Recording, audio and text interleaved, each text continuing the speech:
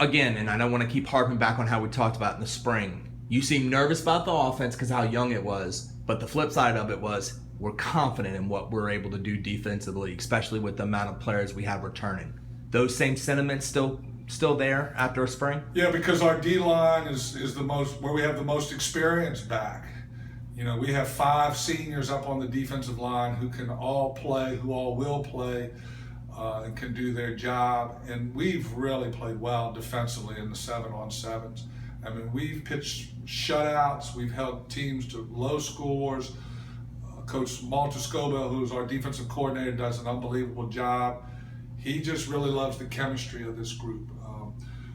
So we're excited about what we can do defensively. Now, you know, we're still a little untested in the secondary, and we're not really tall in the secondary.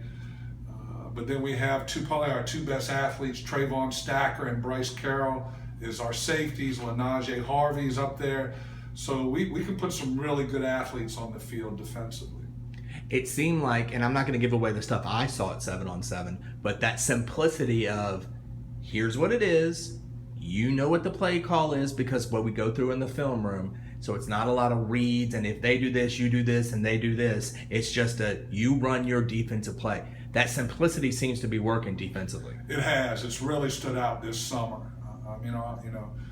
We've really played well, and we were complex, and we were asking the kids to think too much, and you know, Coach Scobo identified that immediately, and so we're seeing the results, and then we haven't played with our defensive line all summer, and that's what we think maybe is the best unit we have.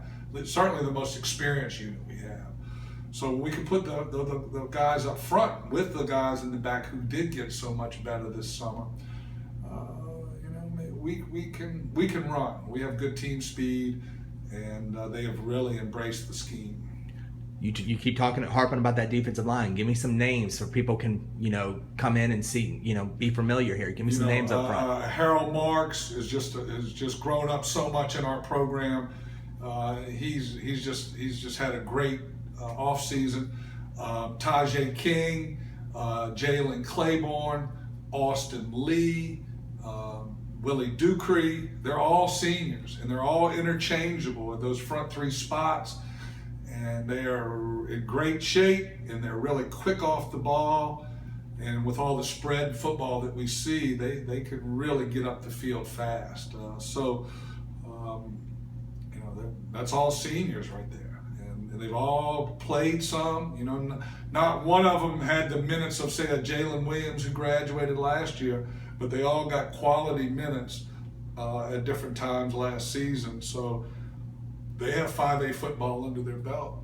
I know we all know what 6-5A is going to look like from a schedule standpoint, so those opponents are still there. You don't open up with an easy one, going to Destrehan like that. But it seems like the schedule you have, of course, every coach is going to say everybody on their schedule is capable of beating us, but you have games that are winnable football games. Do you feel like this has the chance? We have the chance to do something if we can, 1, stay healthy, and 2, if these young kids can continue that incline of understanding what they're doing. Has the chance to be a nice season for Slidell. Well, last year, David, we competed with the best teams in the state in 5A, but we didn't win.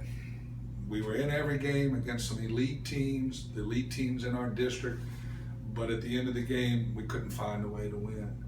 So this year, certainly, now is not just compete, but to win.